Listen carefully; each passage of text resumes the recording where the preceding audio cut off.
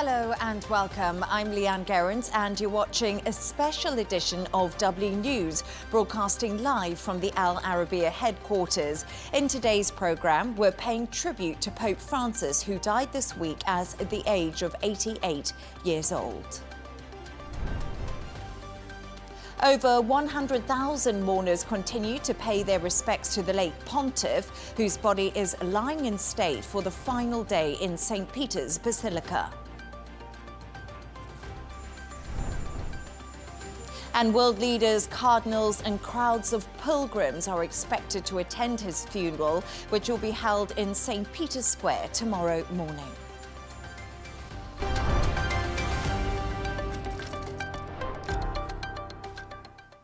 All this week, the world has remembered the late Pope Francis, who's been described as a pope for the poor and a voice for reform.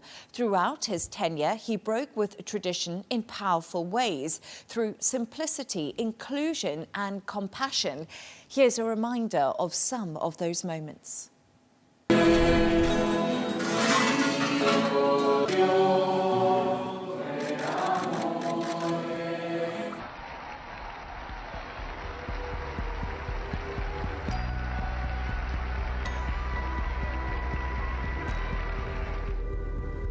Armati poi si svuotano dei vestiti, ma nello stesso tempo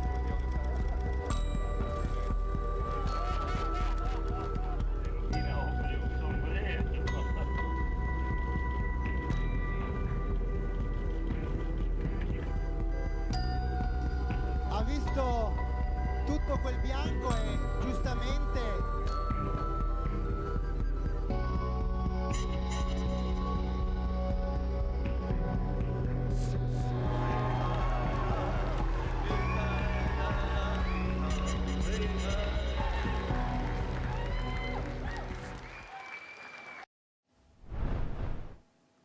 We're now joined by His Excellency, the Apostolic Nuncio to United Arab Emirates and Yemen, Archbishop Christophe El-Kassis. Thank you so much for joining me.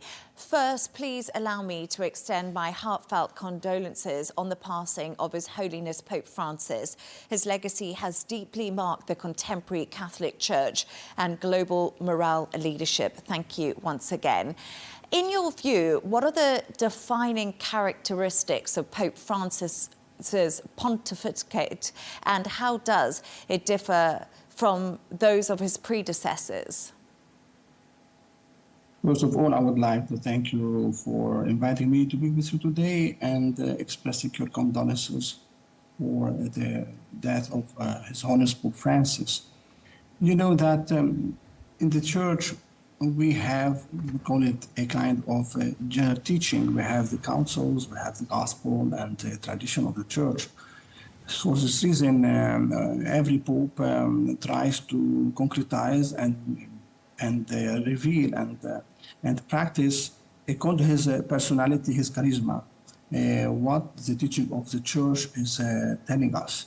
Therefore, you know, in the church we have the last council, which is the Ecumenical Council of Vatican II, held in 1962 until 1965. It drew this, what we can say, the guidelines for our teaching, our pastoral activities and work. So Pope Francis is one of the popes who is trying to implement the decrees and the teaching of the Vatican Council. And his charisma, as you mentioned before, is that to be close to the poor, to be the voice of those who are voiceless, and to try to reveal the mercy of God and his love and care for the poor, the sick, and he emphasized a lot also focus on the migrants. So all those, sometimes they feel that they are left behind. We have in history also John Paul II, no? Pope John Paul II, the saint, who also tried to work also to open up, to visit the whole world. You know, with him, the visit of the pontiff became very international. With Pope Paul VI, he started with this, but John Paul II, he enlarged this project of visiting the whole world. And Pope Francis continued this line. Pope Benedict, instead, he tried also to focus on the theological teaching of the church. So therefore, we can say that Pope Francis tried to touch this kind of social and activity of the Catholic Church. He was the first pope to appoint an ambassador for the GCC, especially for the UAE and also for Yemen. What's the significance of this moment?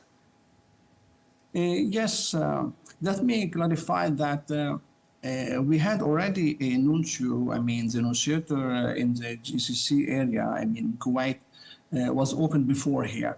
But I am the first nuncio, I'll call it resident nuncio in UAE, because the nuncio before first was residing only in Kuwait and covering the whole Arabian Peninsula.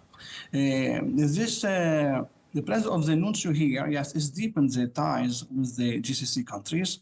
And as you know, this creation of this nunciator here, it goes back to the visit of His Holiness in 2019, when he came here to co-sign the document on human fraternity with Dr. Ahmed Al-Tayyib, the Grand Imam of Al-Azhar. It was in February 2019. So this was a kind of entering in the world of the central world of the Islamic countries, which is very important to be close, you see, to our brothers in other faiths. And you know that His Holiness was invited by His Highness Sheikh Mohammed bin Zayed Al Nahyan, who also were trying to establish this kind of connection, you see, of fraternity between nations and religions. Therefore, we can say that the visit of the Pope to UAE, it was the first ever visit of a Pope to the Arabian Peninsula. And this is very important to explain that the Catholic Church is concretely wants to enter in this deep dialogue with the other world, which is very important. So my presence here, I can explain that it is a presence of Benedictine preachers, continue the effort of the Catholic Church to be close to all religions and especially to our brothers Muslims. You held a memorial service last night for the Pope. How did that go? Yeah, it went well. You know, we were sad to celebrate the funeral, but this mass, memorial mass. But at the same time, it was a consolation to see everyone was present here, officials from the government, local government here, and many diplomats, many embassies, diplomatic missions were represented in order to show the respect and pay tribute to His Holiness. And many faithful also participated. It was very touching because we celebrated it at a church, St. Francis Church, which is a part of the Abraham family house, which was created by His Holiness. He signed, and put his name on the first stone, cornerstone, when he came here in 2019. So after that, they started building the whole compound. You know that here we have in the same compound, we have a mosque, we have a synagogue, and we have a church. So it was very significant to be gathered in order to pray for His Holiness.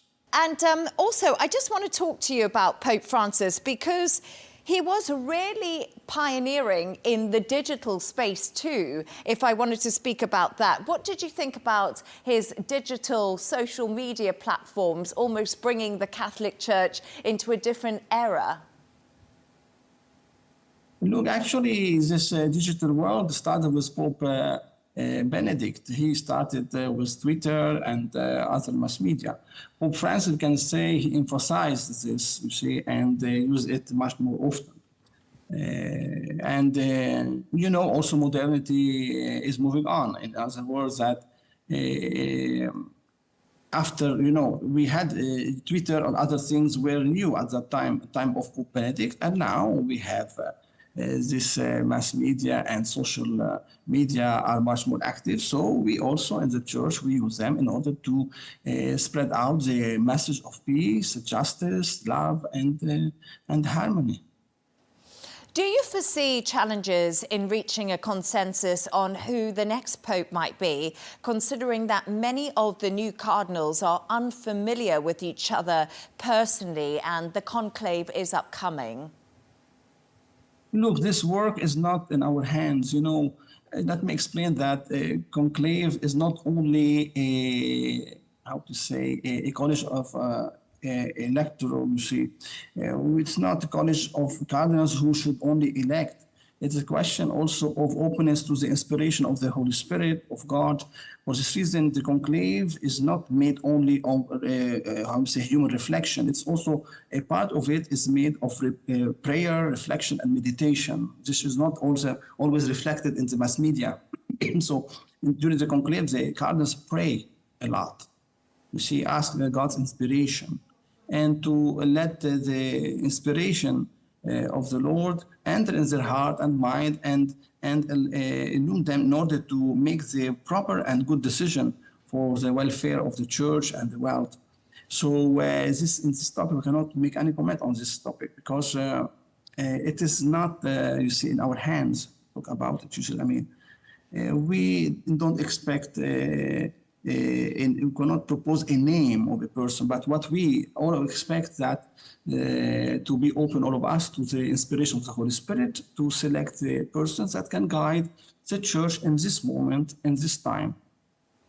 For each time needs a different person. And popes are here to serve the church, which is headed by our Lord Jesus Christ. And Pope is the vicar of Christ on earth, is our belief. And he is leading the church according to the inspiration of the Holy Spirit. And he is his mission to be the shepherd who will take care of the flock according to the heart and spirit of Jesus, as many popes did.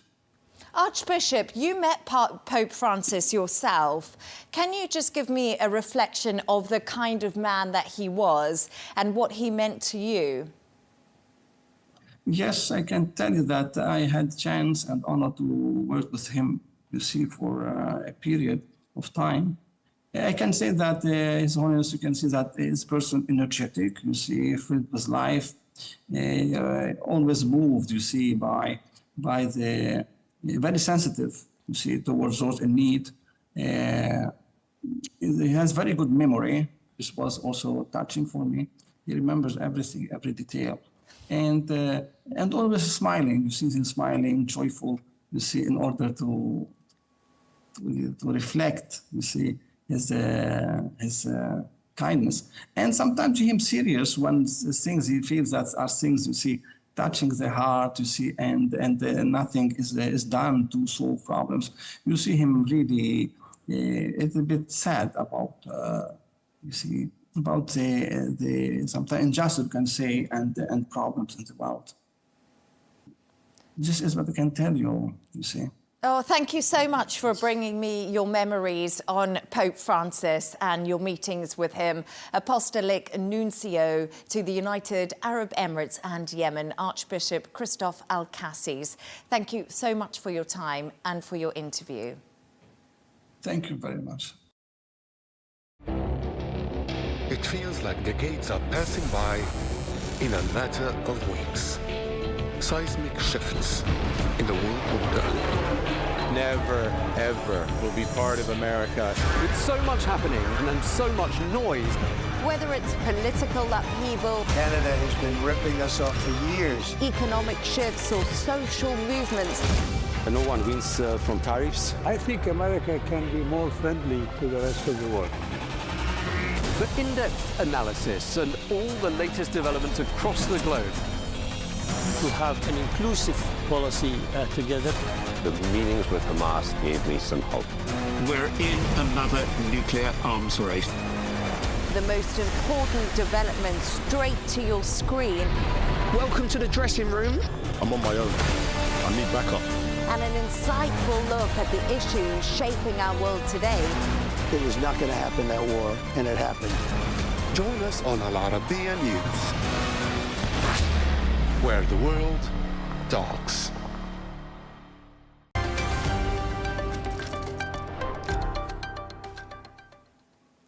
Pope Francis, who passed away on Easter Monday at 88, will be laid to rest tomorrow morning in an outdoor funeral service at St. Peter's Square in Rome. World leaders, dignitaries and thousands of mourners from across the globe are expected to attend. In the days leading up to the funeral, over 130,000 people have filed past his open wooden coffin in St. Peter's Basilica to pay their respects. Here's what some of them had to say.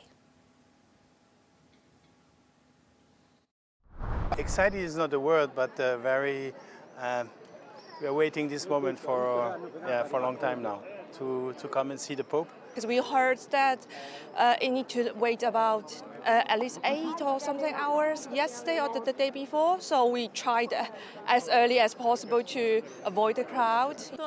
It's very well organized and we came to greet the Pope. I'm Peruvian, he was Argentinian. We're all South Americans and we came for him.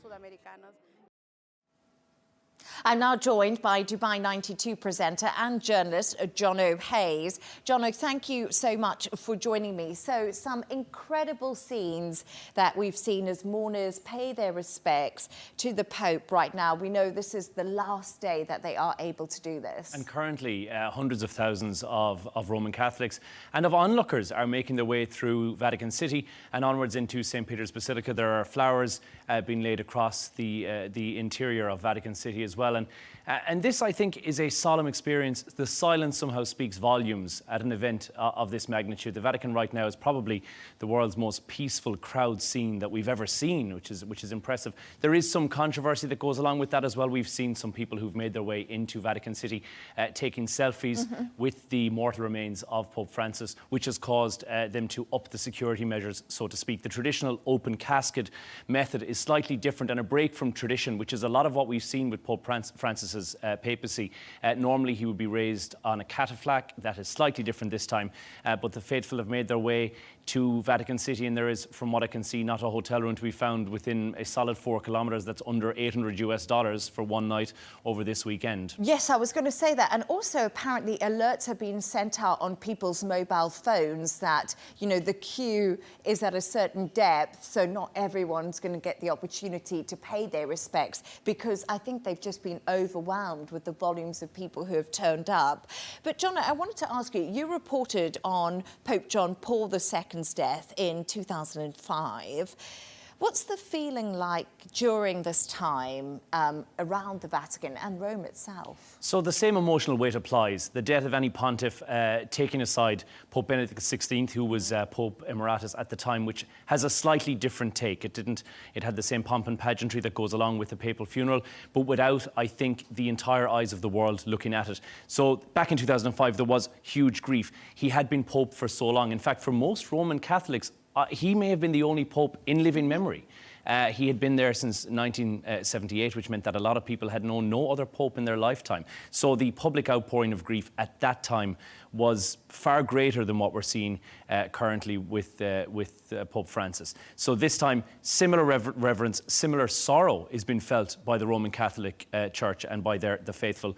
But there has been a celebration element to this as well. A life that has been lived, but also a life that has been lived with an impact. He was a different Pope than his predecessors, and we've seen a lot of people publicly comment about that as well. We knew from the moment that Pope Francis walked out onto the papal balcony when he took office from Pope Benedict XVI, we knew that it was going to be a different papacy. He decided to shun the wearing of the traditional red robe, even down to the red shoes that the Pope has specifically made.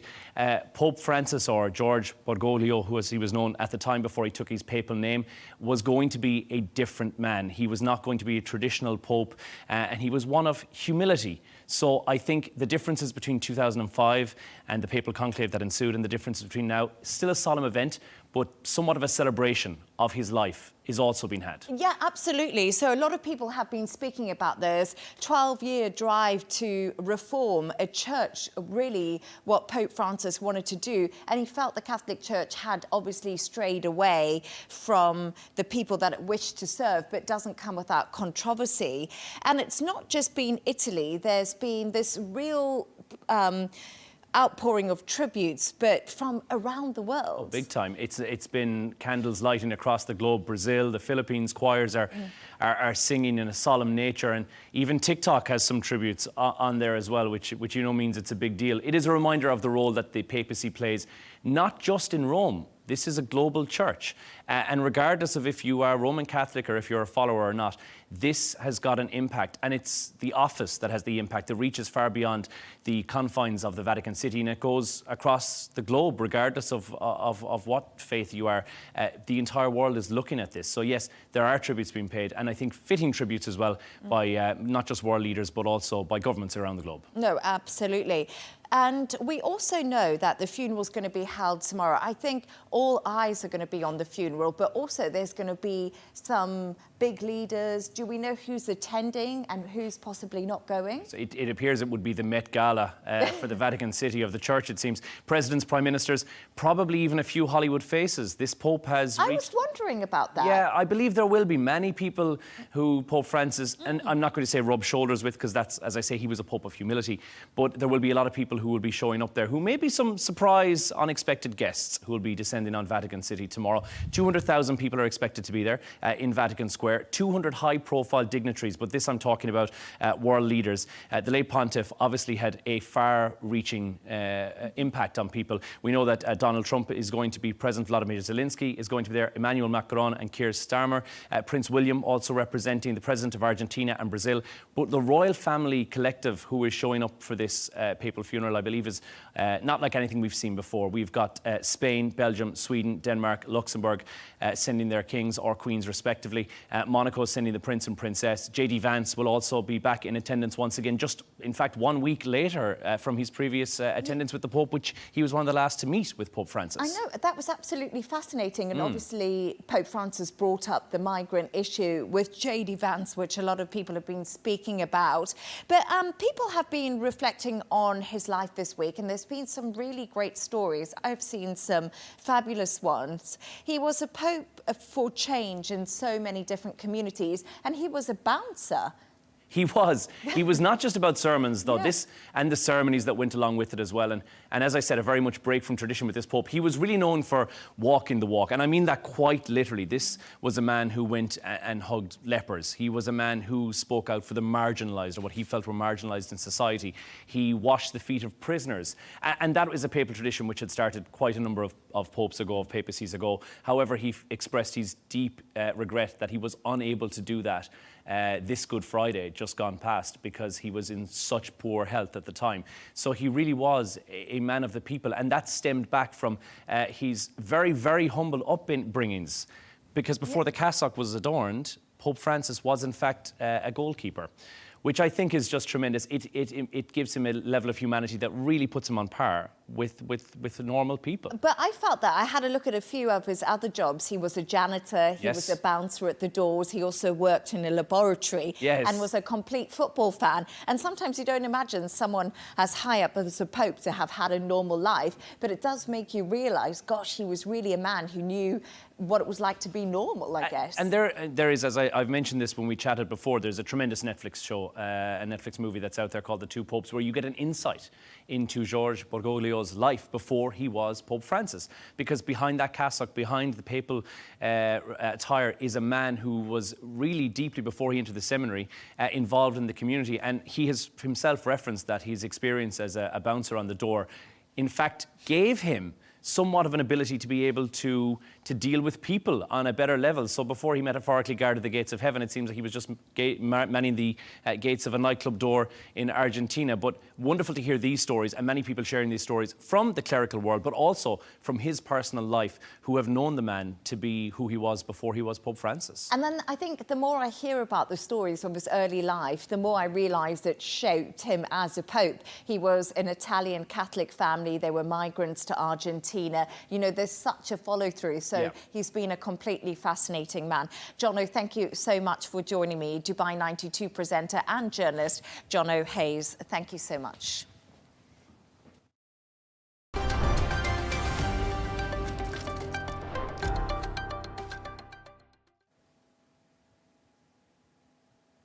After the Pope's death, Italy's government declared 5 days of national mourning to speak more about his legacy and impact on the country. I'm joined by Italian politician and journalist Deborah Bergamni. Thank you so much for joining me, Deborah. What does the death of the Pope mean for Italy? Well, it means a lot. It means a great sorrow. It means a great absence. It means a great transformation and a great change.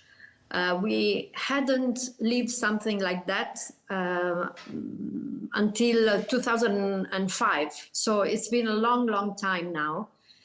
And again, it will be a time of great concentration. You know, we consider Italy to be the cradle, the moral, geographical, cultural cradle of Catholicism.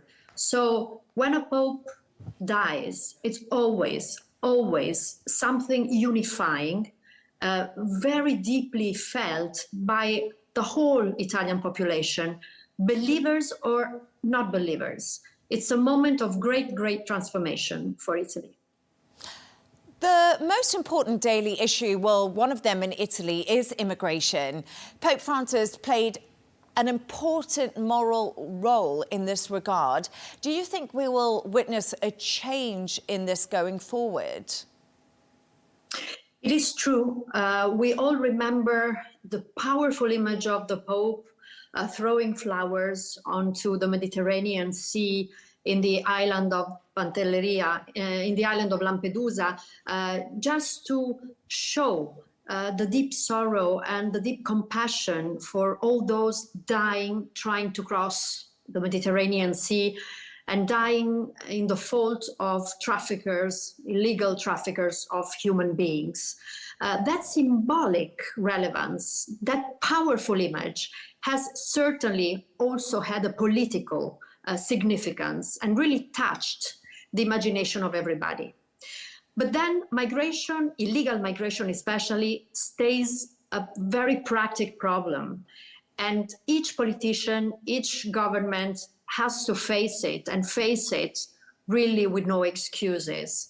Now, I think that the migration issue will remain as one of the most important, relevant points in the agenda of the European policies, still looking for a solution, but certainly we know very well that the migration wave are something that is a global phenomenon and that will need the cooperation of everybody in order to be defeated. Too many lives have been lost because of that. Politicians know in each single country, and Italy is very much touched about this, that they also, on the other hand, need to guarantee to the citizen social cohesion and security. And this is why the European Union is trying to shape a new strategy in order to defeat illegal migration, but at the same time trying to invest in those countries from where migrants are coming, invest economically, culturally, with education, with programs in order to be together against this phenomenon without a patronizing approach. Italy is currently witnessing the rise of identity-based parties and narratives that did conflict with the Pope's. How do they view his death? Well, again, I think that the death of the Pope is a unifying moment, also for political antagonists and for political protagonists. We all feel the same sorrow in losing a moral and religious authority. Pope Francis has been probably the first Pope of globalization, a Pope of everybody, believers and not. So I wouldn't really think that there would be any sort of change or different approaches in dealing with his absence now. It is true that polarization is growing into political phenomena, and this is not only in Italy, but polarization is growing because society is getting more and more pluralistic, with different stances staying together. So, of course, polarization is never a good thing for good politics. We have to struggle against them. But at the same time, we need to take into consideration and accept the fact that societies are growing more and more plural. Italian historian Lucetta Sarrafia has said Francis' masterpiece was a construction of his public image, but in Italy he managed to appeal more effectively to atheists than to the Catholic people, even among its progressives. Now the Italian church needs to be rebuilt. This is her words. What do you make of this? Well, I wouldn't dare say or suggest how the Italian church should change or evolve or, be rebuilt. This is none of my business, and I don't have the authority to say that. Certainly, Pope Francis has been a game changer. This is for true. And he changed deeply also, somehow in a revolutionary way also, some columns of the church. For good, for the best or not, for good or bad, this has to be left to history to decide. And a judgment will come in time. But certainly he's been a game changer. And again, each pope with his strong personality has been a game changer. Let's think of John Paul II, but even of Benedict XVI. So I would say that with a new pope coming on the verge of history, we'll see again another church. But for sure, I consider Pope Francis to have been a true interpreter of a world, globalized world, a world of great transformation, and a world of growing conflicts ongoing. And he has been always a man of peace. Italian politician and journalist Deborah Bergamni, thank you so much for joining me. It's been lovely to have you on the show and your thoughts. Thank you very much.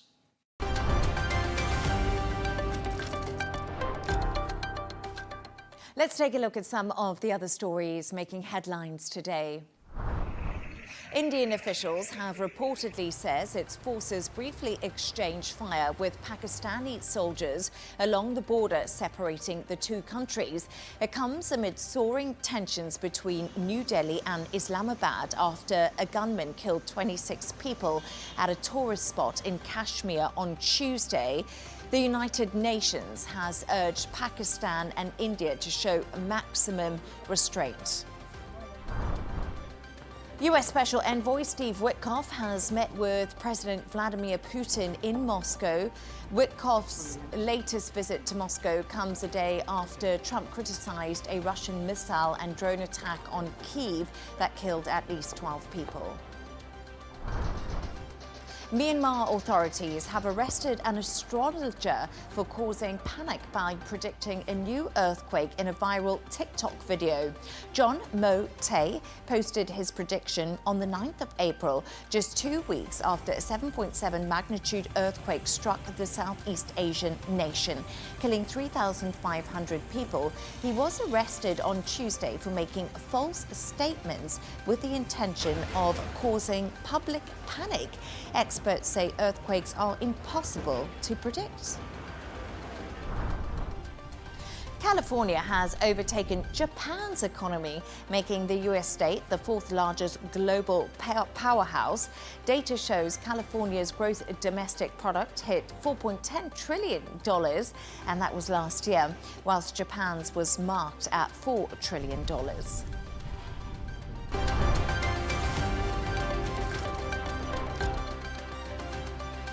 A reminder of our top stories.